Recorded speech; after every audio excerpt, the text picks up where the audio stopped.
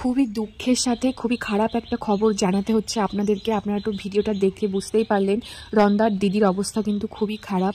আর আপনারা যেটা বুঝলেন, কি বুঝেছেন, কতটা বুঝেছেন আমি জানি না, আমি আপনাদেরকে ডিটেলসে বলছি। রন্দার দিদি কিন্তু নিজেকে শেষ করার চেষ্টা করেছে, অর্থাৎ অনেকগুলো ঘুমের ওষুধ খেয়ে নিয়েছে, যেটা সত্যি খুবই দুঃখজনক। ভাই বোনের মধ্যে যা কিছুই গণ্ডগোল অশান্তি হোক, সেটা কিন্তু আজ না হোক কাল সেটা মিটে যায় বা মিটে নাও যেত, কিন্তু এই ডিসিশনটা নেওয়া একদমই উচিত হয়নি বলেই আমার মনে হয়। রন্দার দিদি যে কাজটা করেছে খুবই ভুল কাজ করেছে। আর সবথেকে বেশি দুঃখজনক যেটা আমার মনে হয়েছে, রন্দার দিদি কিন্তু যখন এই রকম অবস্থার মধ্যে ছিল, এরকম যখন কাজটা ছিল, তখন পাশ থেকে তার ছেলেটা যখন ওমা ওঠো করে ডাকছিল না, সত্যি সেই ডাকটা ভীষণ রকম বুকের মধ্যে ধাক্কা দিচ্ছিল। মানে বাচ্চাগুলোর কথা ভেবে অন্তত দীপিকাদির উচিত হয়নি এরকম একটা সিদ্ধান্ত নেওয়া।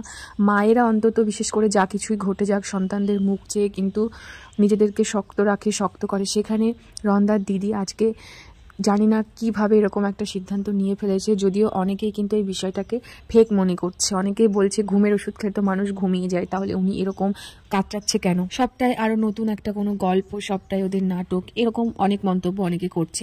মানে বিষয়টা অনেকের কাছে অবিশ্বাস্য মনে হচ্ছে। আমি জানি না, আমার মনে হচ্ছে এরকম একটা নাটক কি কেউ করতে পারে বলুন তো? তার ছোট্ট বাচ্চাটা পাশ থেকে মা করে কেঁদে যাচ্ছে আর সে এইভাবে কাঁদছে। আমার তো এটা মিথ্যে বলে মনে হচ্ছে না। হয়তো চারিদিকের এত নানান প্রেশারে রন্দার দিদি এমন একটা কঠিন সিদ্ধান্ত নিয়ে ফেলেছে। তো এই বিষয়ে আপনাদের কি মনে হয় সেটা অবশ্যই কমেন্ট করে জানাবেন। আপনাদের কি মনে হয় এটা কি সত্যি নতুন কোনো নাটক, নাকি সত্যি দীপিকা দি নিজেকে শেষ করার চেষ্টা করেছে? কমেন্ট করে জানাবেন অবশ্যই।